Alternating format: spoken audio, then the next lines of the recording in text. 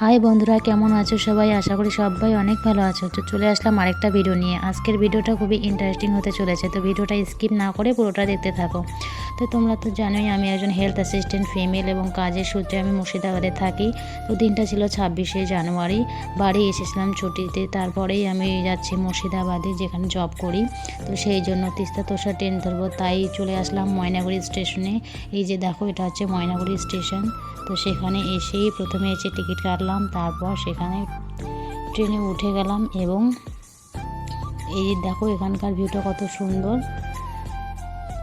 যেহেতু আমার ট্রেন হচ্ছে দুটাই ছিল, তাই তাড়াতাড়ি ওখানে পৌঁছে গেলাম এবং টিকিট কেটে নিলাম। তারপরে উঠে পড়লাম হচ্ছে ট্রেনে। আর দেখো এত ভিড় ছিল ট্রেনটাতে, এত মানে এত ভিড়, মানে জায়গাই পাচ্ছিলাম না। তারপর মানে দেখো এখানকার ট্রেনের অবস্থা, কতটা ভিড় ছিল এবং ঝগড়া মারামারির শেষ নেই। একজন আরেকজনের উপরে বসে আছে, দেখো কাণ্ড। এখানে পা রাখারও জায়গা নেই। তারপর কোনো রকমে চলে আসলাম মুর্শিদাবাদে। সেখানে এসে একটু খাওয়া দাওয়া করলাম। তারপর চলে আসলাম আমার ভাড়া রুমে, আমার ডেস্টিনেশন যেখানে। এই যে দেখো, তারপরের দিন চলে আসলাম ডিউটিতে। এই যে ডিউটিতে চলে গেছি। তো আজকের মতো এতটুকুই।